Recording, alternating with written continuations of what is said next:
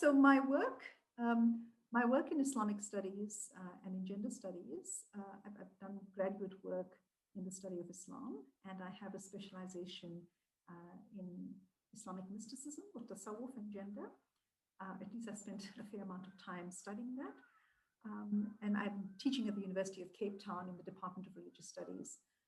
So my research, in fact, started earlier broadly around questions of gender and justice within Islam and the Muslim tradition and in contemporary Muslim practice. Earlier, my work focused on doing qualitative interviews, actually, with women who were in abusive relationships with their husbands or their partners. And I actually did quite a bit of field work and developed a kind of the understandings that these women had in terms of their experiences of violence and how it was made sense of both by themselves and by their community and by the religious leaders. And what happened is I developed from that research that was done many years ago in South Africa, in Cape Town, when I was doing my master's degree here.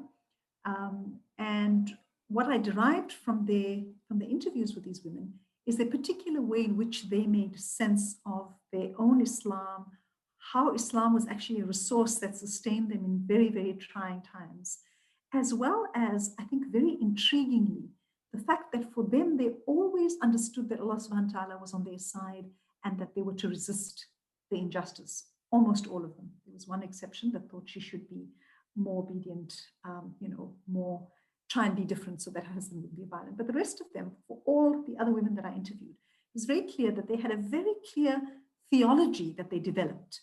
They had clear ideas of what was just, what was right, and they would resist in a variety of ways. So, for example, one of them would say to her husband, you can't lead me in prayer. You cannot hit me and then stand as my leader in prayer. I will never pray behind you. And one of them would say, you can't hit me and then go and pray to God. If I don't forgive you, God will not forgive you. So there's a way in which they really kind of developed almost a kind of a very clear idea of gender ethics and what was the right Islamic thing to do. And I theorized from these women's experiences what I then called a tafsir of praxis, tafsir being exegesis or interpretation. So the tafsir of praxis was something about integrating women's lived experiences into an understanding of contemporary Islamic ethics. So that was some of the earlier work I'd done, and I've done readings of hadith as well from a feminist hermeneutics, reading for a broader vision of resistance within the tradition as well. So a lot of the work that I did originally, if I think of the trajectory of work that I've done as a scholar and as an activist also, some of the earlier work that I did was very much about critically reading for sexism within the tradition, the text, as well as within society, a very critical, deconstructive, what we would call in academia, hermeneutic of suspicion, reading with a kind of keen eye to be unpacking instances of patriarchy, injustice, etc. I mean, the other part of the project as a feminist and as a Muslim, as an Islamic feminist, I'm not particularly tied to any of those labels, but for a Muslim who's committed to justice is also about reconstruction, about how to create societies and communities that enable the highest good of each of us in a particular kind of understanding of the God-human relationship, which has implications for social relationships and ethics. And so in some of that work then, I actually have drawn fairly heavily on some of the Sufi ways of gender-related. I've used Sufism quite extensively, actually, as a resource to think with, both in terms of spirituality and ethics. And I think that what we have within this kind of rather large set of resources that are rich and incredibly powerful and beautiful are deeply humanizing narratives that allow and enable the most, the highest form of dignity, the highest form of beauty, the highest form of spiritual excellence, or at least visions of spiritual excellence and of human dignity. And together with the feminist lens, I have thought carefully about how to be in conversation with these texts in terms of thinking through this vision of what it means to be a human being in the world. And I found particularly a lot of resonance with the work of Ibn Arabi, who's a 13th century Sufi thinker from Al-Andalus, Muslim Spain. Sophie, there's some machines going on. Shall I shut the door, or is it okay? Can you hear me? That's absolutely fine. Yeah. Okay. Let me just put this. Yeah, so my work, my current work, I just want to put this a bit louder. So my current work then, or at least the book project that I've just finished, that I finished a few years ago actually, was a book on reading Ibn Arabi and some Sufi resources for thinking around how one can be expanding both our spiritual and our political vision in conversation with a set of resources within the tradition. And I mean, of course, the other thing that we need to always bear in mind, and this is a point that is made by religious feminists in a number of traditions, is that tradition is not one thing. Islam is not one thing. Religion and Islam, in our case particularly, is a very, it's a polyvocal set of ways of being in the world, all in relationship to a certain understanding of the self and God.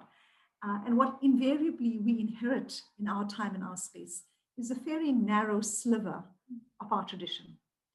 What gets presented, of course, is always by those who decide or who make decisions about what defines Islam.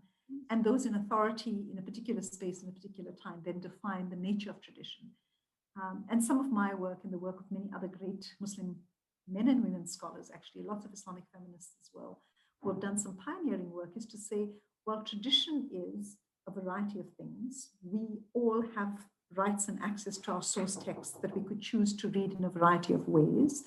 And then secondly, also, that what we've been presented with as tradition, and as the thought and the legacies of our intellectual tradition over a period of time, has been, in fact, a very narrow sliver, a very narrow part of what constitutes tradition. Often what is egalitarian we have within the tradition, the whole range of perspectives, from very patriarchal to very egalitarian.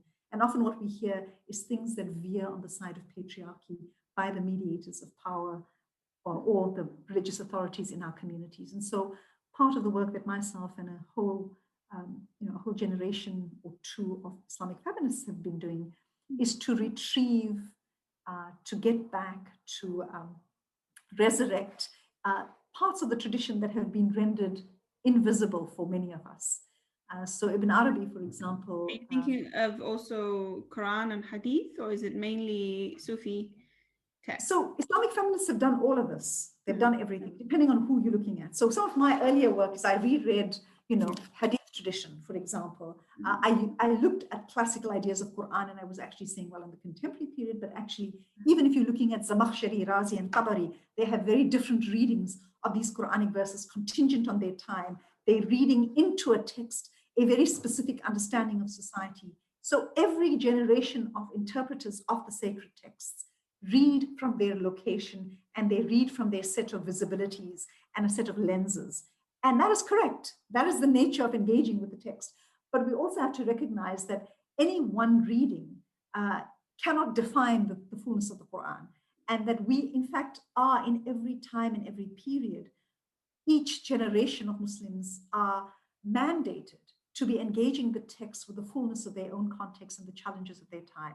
And I think our generation is the same. And I think gender injustice is something that we in our time think about in very different ways than people did in the past, rightfully so. I think this is a spiritual evolution of sorts where we actually have become increasingly more alert to the dignity of men and women equally and of all kinds of communities that have been historically marginalized.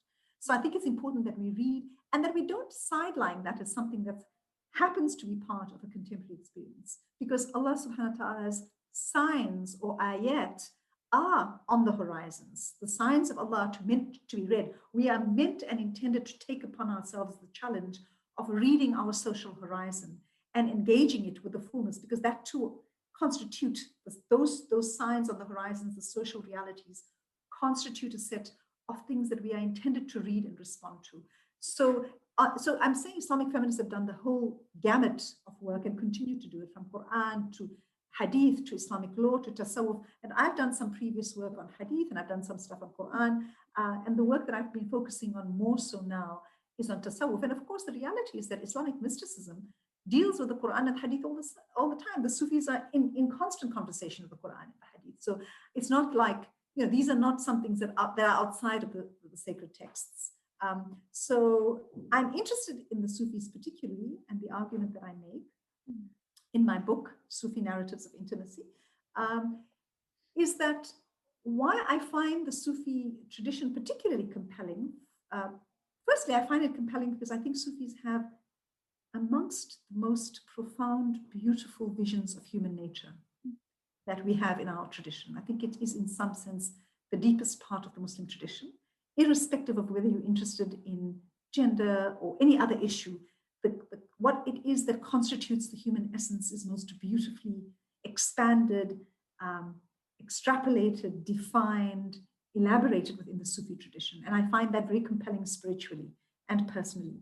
And I find it deeply responsive to my own existential questions. And I think it's been responsive to many, many generations of Muslims. Hence, we have, a whole history of turuq, of Sufi paths. So that's the one part. The second part that's deeply, particularly becomes profoundly attractive to me is that these first sets of questions about what it means to be a human being has profound and predictable repercussions for how we're thinking about the equality of all human beings. Because if the human essence is fundamentally something that is connected to God, to Allah subhanahu wa ta'ala, if the human essence is something that is created by the one as a reflection of the attributes of the one, is intended to realize a certain kind of existential mandate, a spiritual mandate, is intended to fulfill the role of being Khalifatul Ard, being a moral agent in the world, then, and if each of these human beings have been created with that essence, then it has fundamental implications for how we think about the social and the political world, or at least that would be the argument that many of us make.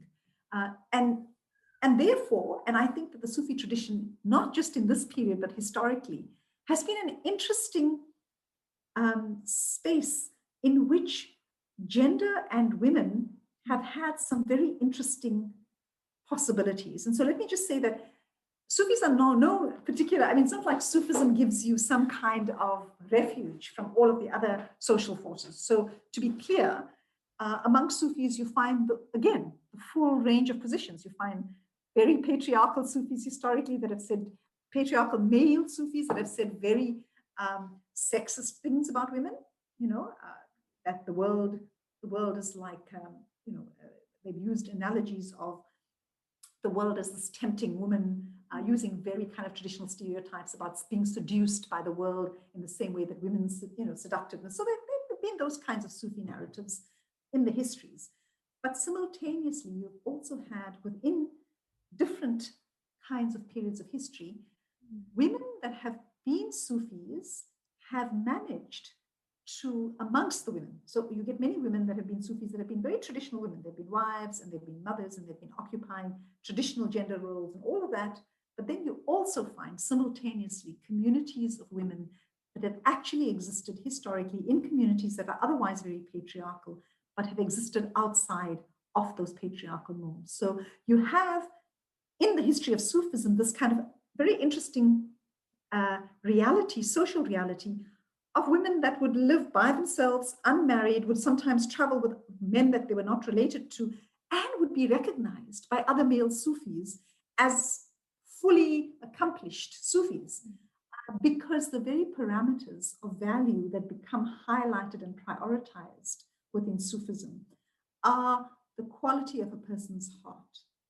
And so if the state of your heart, your inner state, if your actual spiritual life and your spiritual nature and the evidence of your spiritual nature in terms of your capacity to be in the world is the vector of value, is the matrix where your value as a human being is situated. And if it's not situated in anything external, in an external identity, be it race, gender, class, any of those things, that in itself is an intrinsically egalitarian narrative. And I think that is fundamental to Sufism, that irrespective of what your location in the world is, your real kind of index of value is the state of your heart. And that is work that any human being can do. And so women were equally, allowed to, not allowed to, but they had the rights to and the capacity to develop themselves. And that index of development could be clear to any other Sufi, through those parameters. So that's the one fundamental kind of thing around Sufism. the other argument that I've made in my book and in other work that I've done is that one of the things that Sufis have historically been very, very skeptical of at the level of spiritual psychology is that any assertion of superiority that a human being makes is fundamentally a suspicious claim. So if you say, I am better than somebody else, an intrinsic and organic Sufi response is to say, hey, what's going on? That sounds like the nafs al-ammara. That sounds like the lower self. I am better than you. That sounds quite, in the mythic story in Islam, of course, is that Iblis didn't want to bow down to Adam because he decided, I am better than him. Why should I bow down to him? So this idea of arrogance, of elemental superiority based on something, in terms of how you're created, is considered quite a satanic impulse. And so Sufis are very suspicious of any claim to superiority or assertion of superiority of one being over the other, if it's on the basis of anything other than spirituality. So there's this wariness, this vigilance towards assertions of power and superiority over another based on an elemental superiority.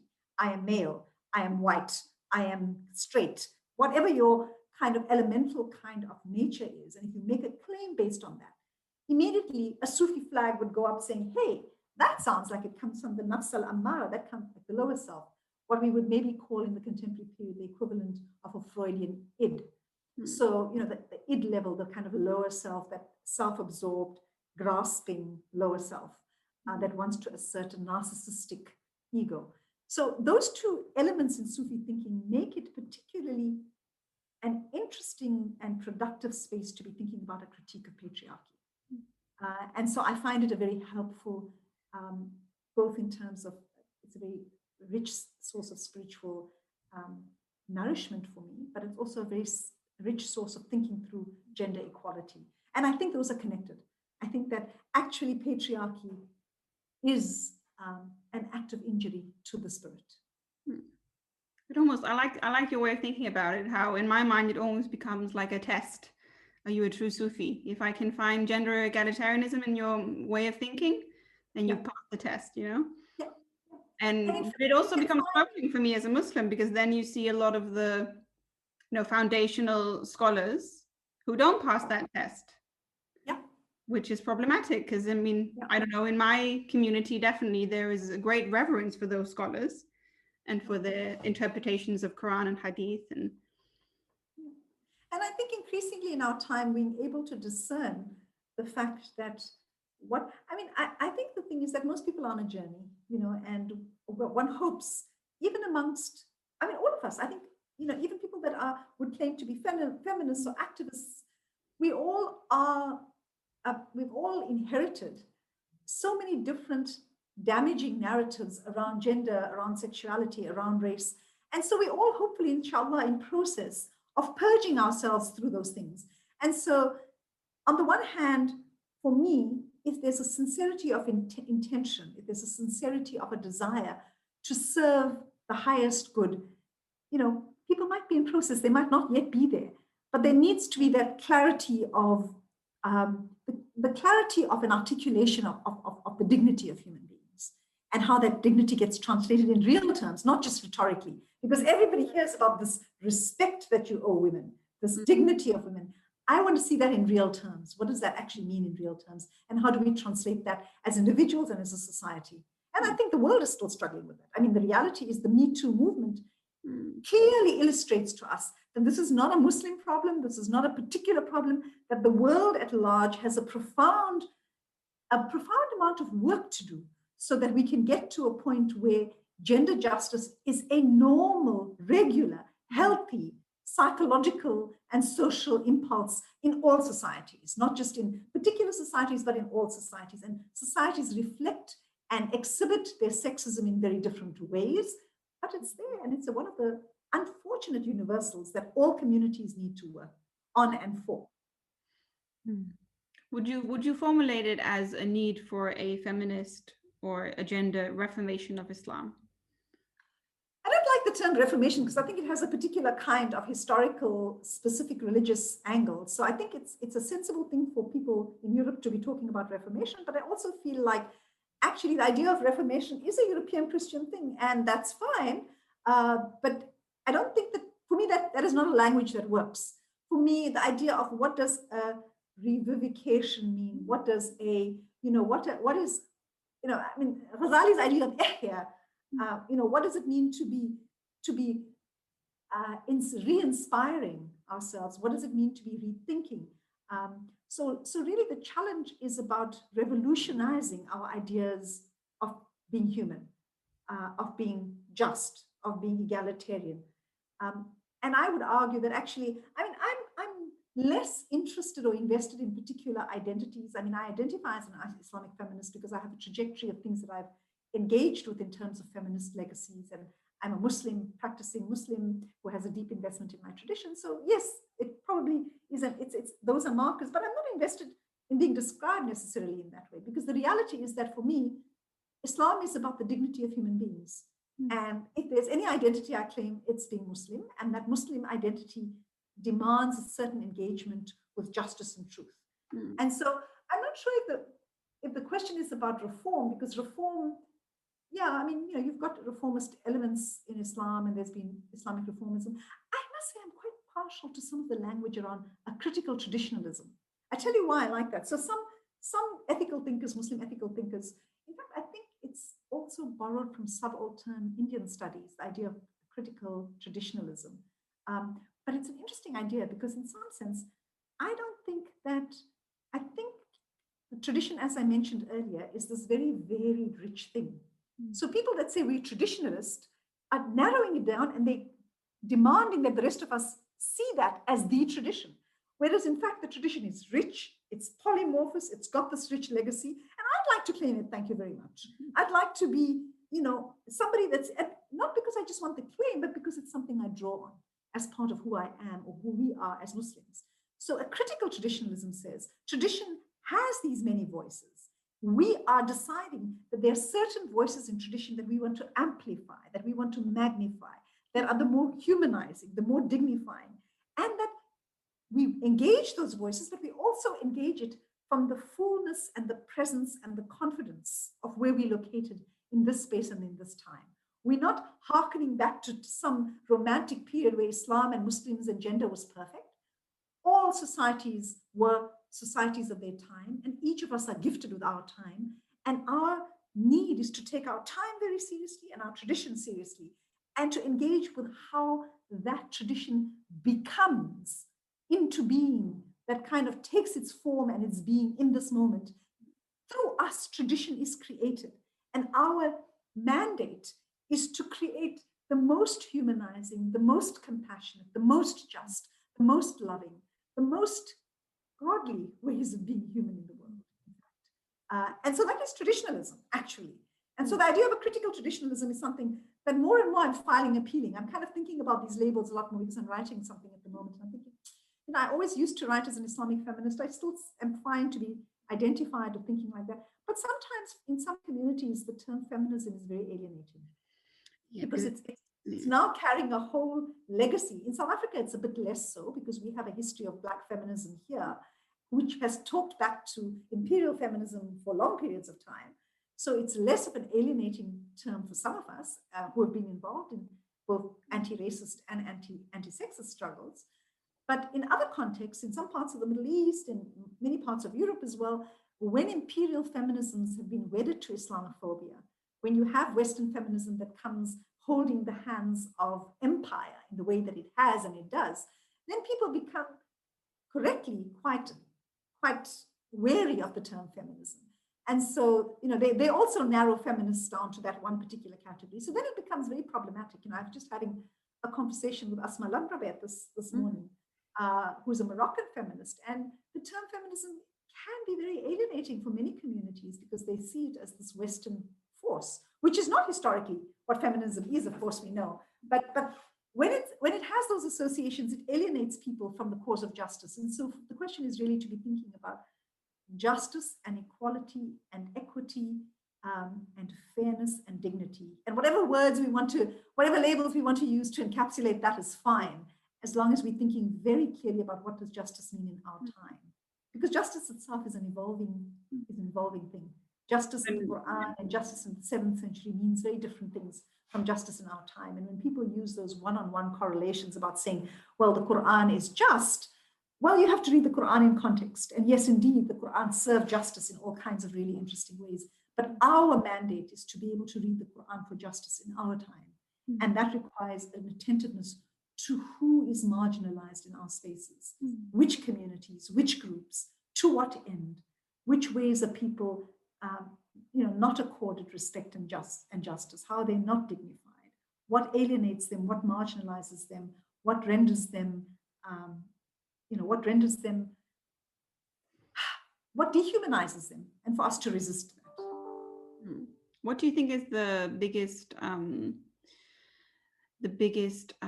obstruction to gender equality? Is it scripture based, or is it more everyday life based for Muslim women? Or is it I personally don't think it's scripture based at all. I think we read scriptures from wherever we at, and so you can read the same scripture. The Quran says the better amongst you will have better readings, meaning that the lesser amongst you will have lesser readings. There are definitely lesser readings of the Quran. And so I think that, that a lot of sexism comes from the kinds of societies we've created in the world, right? The ways in which we've chosen to engage our tradition.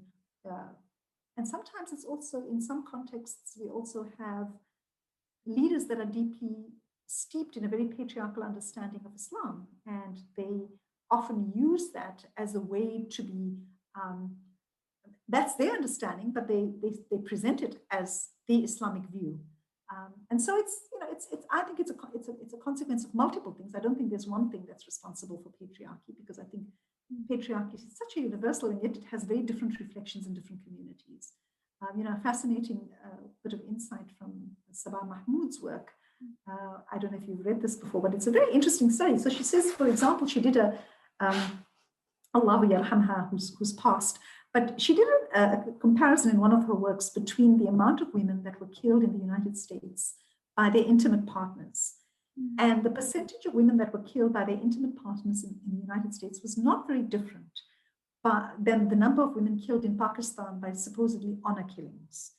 So the actual number of killings, the percentage of people that were murdered, of women that were murdered by either jealous lovers or by their fathers or whichever members of their family on the basis of honor killing, the percentages were not radically different, except that in the West, it gets painted as the pathology of a man, so a person that's excessively jealous. And so it's not a pathology of culture, it's a pathology of an individual. So it gets pathologized at an individual level. When these same deaths and femicide essentially happen of women in Pakistan, what it gets called is the problem of culture of religion. But in effect, you have two societies where women are killed by intimate partners or by family members because they're not adhering to a set of particular understandings of what they should be doing, but there's similar levels of death. It's reflective of similar problems. It just gets named depending on our geopolitics in a very different way. I mean, this simply to say that, so culture and how we socialize young men and women to be young men and women, and to become people in the world, what their responsibilities are, what roles they need to take, what modes of relationship. I think one of the big things we need to be thinking about is what forms of relationship do we want to foster in the world, not just between partners, but just relationality. A lot of our society, we can see, is reflective of very problematic logics of domination. And what we need to be able is to enable different forms of power to exist in the world, relational, nourishing forms of power.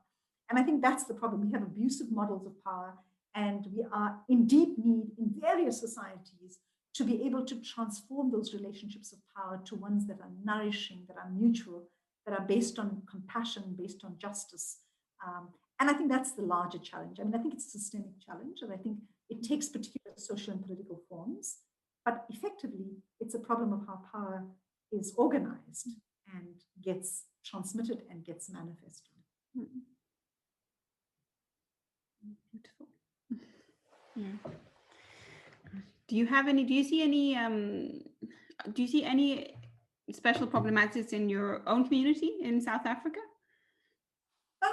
There's lots, like any community. I think there's a number of things. I think we have, in South Africa particularly, there seems to me, quite a kind of insularity that's developed over the last few decades. And it's deeply worrying. You know, we have 25 years since our first democratic election in this country, which was a very exciting time. What I've seen in my own community where I grew up is a kind of excessive turn to conservative gender norms. And that's quite worrying for me. Conservative in a way that really has circumscribed gender very narrowly. And so I wonder what the cause of this is. I think that what South Africa has opened up as a society historically because of apartheid, we lived in very ghettoized, insular, religious and cultural and racial identities, groupings at least. And so I would have imagined that things would have expanded and become more open, and it feels that people have become insular, or parts of the community have become insular on the one hand. On the other hand, we also have parts of the community that has become incredibly outward turning. So we have those kind of extreme kinds of ways of being Muslim. And I mean, on the other hand, we've also had in South Africa I think we've also had some of the most progressive Muslim thinkers that have made contributions to scholarship internationally. And that has also been born in South Africa. So I guess my real concern is the way in which people, I feel like in my community, or at least in part of the broader South African community, you have a reversion or almost like a pulling back into the more conservative ways of being Muslim that are very insular and actually very gender conservative. So niqab was almost never a thing, you know, face coverings of women was almost never a thing when I grew up. When I go back to my home city in Durban, there are more women with face coverings than I've ever seen before. And for me, that's kind of like, it just never was part of the terrain. I mean, that's a combination of the spread of Salafism over the years, but also a kind of image of Islam that's very Saudi and, you know, deeply, you know. On the other hand, which has also been very interesting, is there's been a spread of Sufism or a kind of a popularization of Sufism in South Africa as well. So there's a lot more tariqas, Sufi sheikhs, transnational Sufi sheikhs with followings here. Sheikh Taner Ansari, the Turkish sheikh is here. The Iraqi sheikh Fadlullah Hayri has been living in South Africa for over 20 years with his community here. You know, there's some Tijani sheikhs that come from Senegal. There's a huge Tijani Sufi order here. There's Naqshbandi orders. And of course, South Africa, it also is important to remember in the Cape, which is where I'm currently located and have been living for the last 20 years. Islam actually started through Sufi. I mean, the first Muslims here were Sufis. So Sufism is not seen as necessarily, it's become now that there's tariqas, but historically the very form of Islam was kind of saturated by very strong tasawwuf or Sufi elements. So I think we have a number of challenges. I think race also is a challenge for South Africans and has been, and because we have a legacy of racism. So I think the question of how to be thinking about anti-racist politics for Muslims is also really important. And it's a challenge that Muslim communities, like every other South African community, needs to be engaging with in ever more expansive and honest ways. And I don't think that we always meet that challenge in ways that are successful. It's clear to me that in parts of the community, it's not met at all. I mean, the biggest issue, though, in South Africa, and that's not a Muslim issue, the biggest issue here is socioeconomic differentials. You know, we have such a huge disparity. And truly, for me, the biggest challenge of living every day is living as a middle-class person in a society that is so profoundly inequitable economically. You know, that there's such dire poverty alongside a minority of wealth, and how to be effective in any kind of transformation of that. So for me, ethically, you know, it's the economic challenges, the inequality, the economic inequality, the socioeconomic inequality that is actually one of the deepest challenges for any South African, in my view. Yeah, kind of. I mean, I come from a society that's completely different. You know, cannot imagine being faced with that every day. Yeah.